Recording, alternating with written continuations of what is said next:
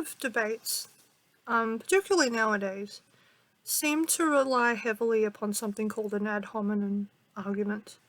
Or in some cases, I suppose ad hominems are a variant on poisoning the well. They're both logical fallacies, where you decide before the other person has even opened their mouth that everything they're saying has to be wrong because you don't like them, and therefore whatever they say just has to be bad. And it's a very common thing nowadays, particularly within cancel culture and the social justice warrior movement, where it's very much about this person, we don't like that they're so white or so wealthy, or that they're male, and therefore that what they say is irrelevant. Like it's one of those things where you've judged a person guilty without even taking them to court. You've played judge, jury, executioner. They're already bad.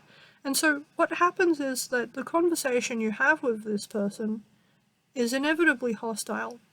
If you've already decided somebody is bad before they've even opened their mouth and had a chance to say anything for themselves, this thing happens where it actually doesn't matter what they say.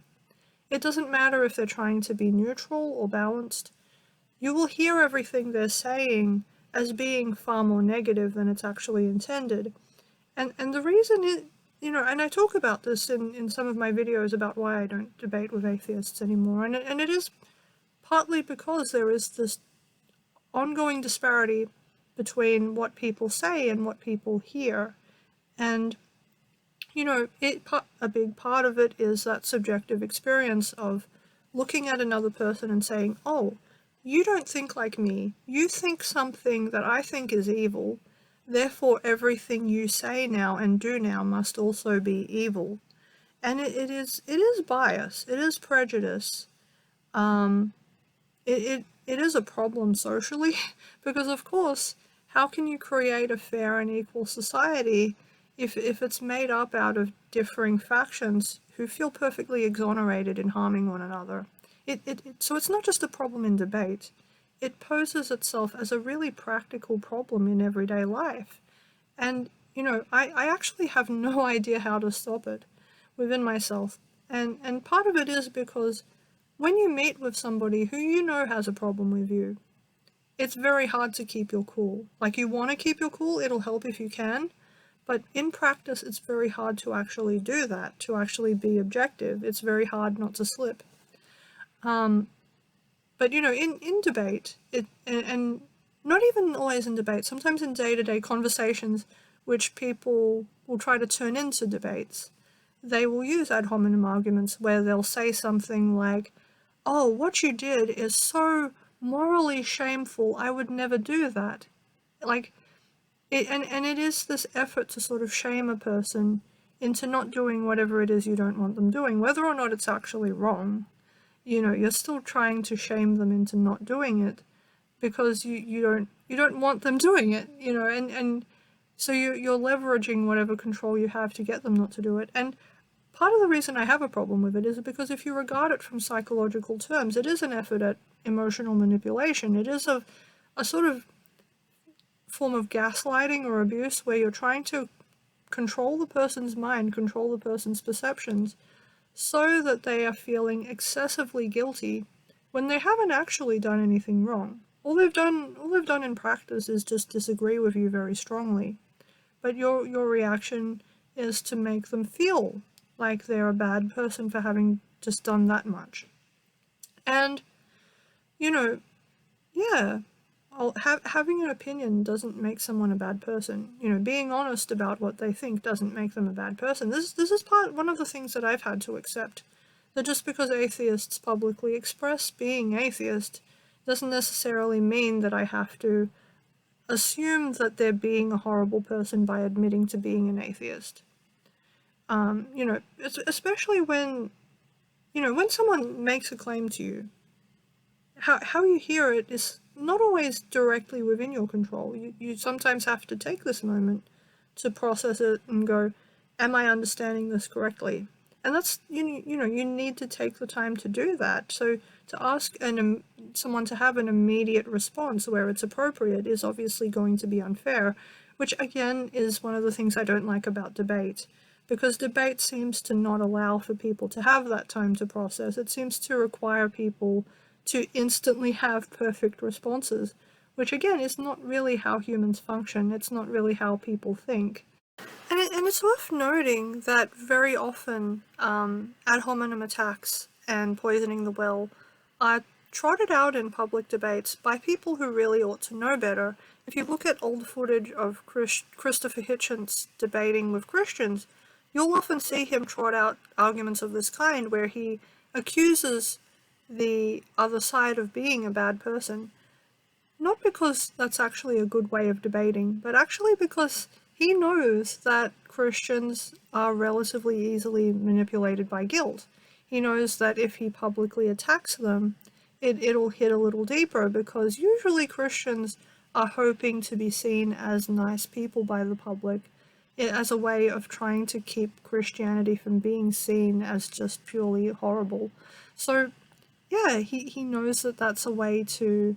He knew that that would be a way to get his opponents to be a bit more quiet, and to make them look bad in the debate community, when in truth, most people well versed in debate would know that he was using a dirty tactic, and they would know that it shouldn't be condoned.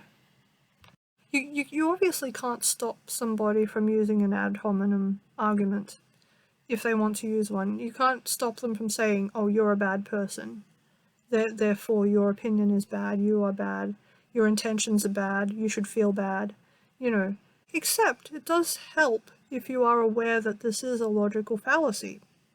Because supposing you are in a debate, and the topic of the debate is something like, does God exist?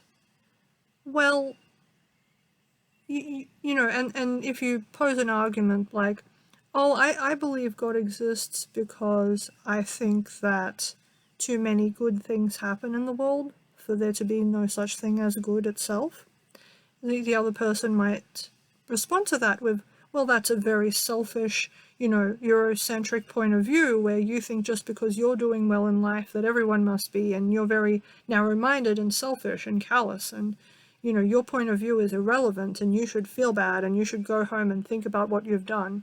And if you stop and break it down, it's a very excessive response to what was really a very innocent statement. But the reason they'll do this anyway, and admittedly it's something that I've often done in my conversations too, it's because there's a kind of... You're able to apply excessive power if you can accuse the person of wrongdoing, even if they haven't actually done anything wrong. You can make them publicly shamed. You can make them imagine that everybody in the room who can see the conflict or conversation happening is also thinking that they're a bad person. And some people who are weak-minded will be tricked into believing that you're a bad person just because the other person is saying it. That's the amazing thing about communication. If you sit there and say that someone is bad enough, even if they're not actually a bad person, people will start to believe that they're bad. If you sit there and say that someone is good enough, doesn't matter even if they were actually a terrible person, people will start thinking that they're good. Yeah, but that's the thing. You don't have to emotionally take it on board. Just because somebody says that you're a bad person, it doesn't necessarily mean that you are. And even if you are, so what? I think in a debate where someone is saying to you, oh, you've said this, therefore you're a terrible person, how dare you? It might be good to stop and say, well, whether or not I'm a bad person is kind of irrelevant to the debate we're having. Whether or not I'm a bad person has nothing to do with whether or not God exists. It has nothing to do with, whether or not global warming is real or whether or not we should have nuclear energy. It has nothing to do with the debate at hand. And I think you're trying to change the subject so that I will get distracted trying to prove that I'm not a bad person. And then you don't have to defend your position anymore. And that is something that you should note, that if a person is having to resort to using a tactic like guilt or, bad-mouthing you publicly in order to try to win the debate, that does sort of imply they're running out of real arguments that they can make in favor of their position. And, yeah, because if they had the facts on their side, they'd stick to them. They wouldn't feel a need to resort to simply attacking your character, which, again, it's true. Whether or not you're a good person has nothing to do with whether or not the things you're arguing for are the truth. It has much more to do with, a separate matter, which is your individual character. And a person can be a terrible person and still be thinking something that's true. Most people agree that Hitler was a terrible person, but he wasn't in favor of smoking. Should we suddenly think that smoking is good just because Hitler didn't like it? To take on ad hominem arguments as the truth, or to take on poisoning the well as the truth, is to say something to that effect, that just because a bad person says it, it must be untrue, which is untrue.